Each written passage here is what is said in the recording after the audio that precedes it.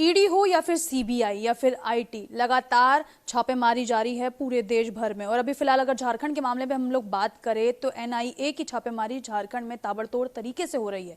इस मामले पर ज्यादा बातचीत करने के लिए फिलहाल मेरे साथ मौजूद है बीजेपी के बड़े नेता और सांसद मितेश पटेल। सबसे पहला सवाल आपसे यही है कि धीरज साहू के आवास पर छापेमारी होना, एनआईए की पूरी तरीके से छापेमारी झारखंड में होना, आखिर क्या दर्शा रहा है?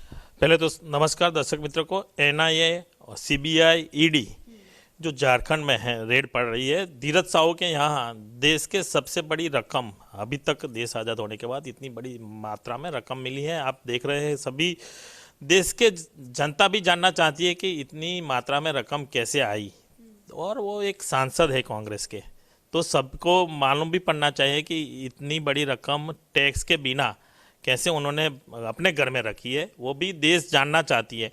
ईडी हो या सीबीआई हो, एनआईए हो, जो अभी संसद में भी जो हुआ है उसका भी अभी चल रहा है कि जो 5 लोग गिरफ्तार हुए तो झारखंड या कहीं पे उनके जो तार जुड़े हुए तो एनआईए की रेड भी पड़ेगी। और ये जो सभी लोग इसमें इन्वॉल्व हैं तो कहीं तार जाते हैं, कहाँ तक पहुँचते हैं, तो सभी जगह जहाँ जहाँ उनको इन्फॉर्मेशन मिलेगी वहाँ तक एनआईए सीबीआई रेड पड़ेगी। और अभी उनको ढूंढना भी जरूरी है कि क्यों। सवाल यह है कि धीरज साहू के आवास पर रेड पड़ना, यहाँ तक कि उनके परिवार के लोगों को भी जो है इस पूरे मामले पर लेकर आना, क्या आप मानते हैं कि वाकई में राजनीतिक मंशा से प्रेरित है? जिस तरीके से आरोप लगाए जाते हैं, या आपको लगता है कि ये जो है संस्थाएं हैं और स्वतंत्र अपना काम कर रहे हैं?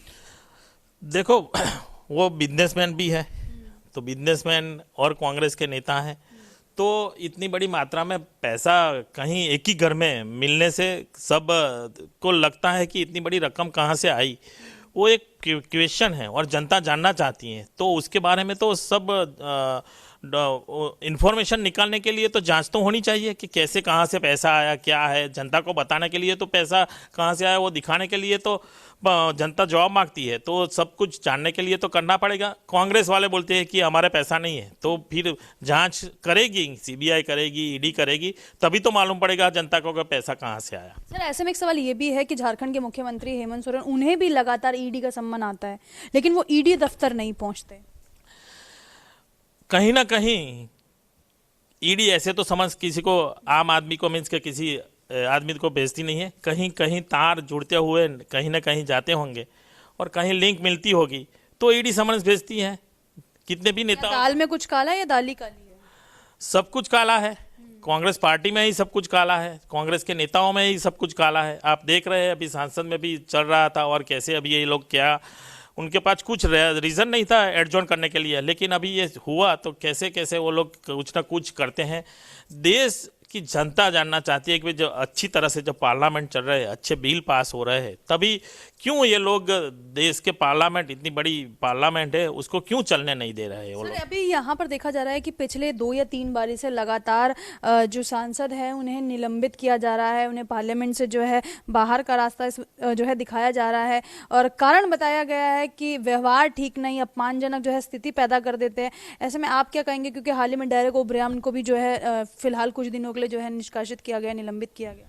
देखो, अपने आदरणीय स्पीकर ओम बिरला जी काफ़ी बार उनको वार्न करते हैं, नियमानुसार उनको बोलते भी है कि आप जहाँ तक आते हैं, वैली तक, मीन्स जहाँ तक आ जाते हैं वहाँ तक नहीं आना चाहिए। काफ़ी बार बोला है उन्होंने, वार्निंग दिया है। विपक्ष बहुत एग्रेसिव है, लेकिन जो नियमानुसार जो उनको विरोध करना चाहिए वो करे, क्यों, कौन ना बोलता है।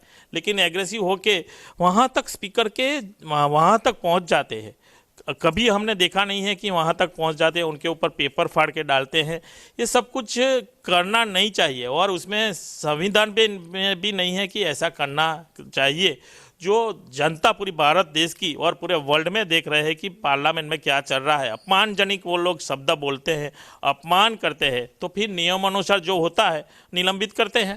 तो चलिए, मितेश पटेल को आप सुन रहे हैं, बीजेपी के बड़े नेता है, पार्लियामेंट का नेतृत्व भी करते हैं और साफ तौर से एक बात जो है कहते हुए नजर आ रहे हैं कि अगर दाल में कुछ काला होगा तो कार्यवाही तो होगी। यही कारण है कि बड़े पैमाने पर एनआईए की छापेमारी झारखंड में जारी है।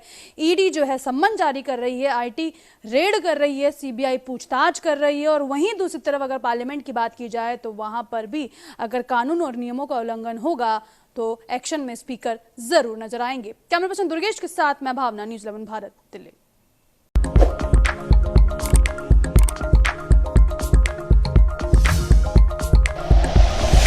Like and share videos, subscribe करें हमारा चैनल और प्रेस करें बेल आइकॉन। न्यूज़ 11 भारत, सच है तो दिखेगा।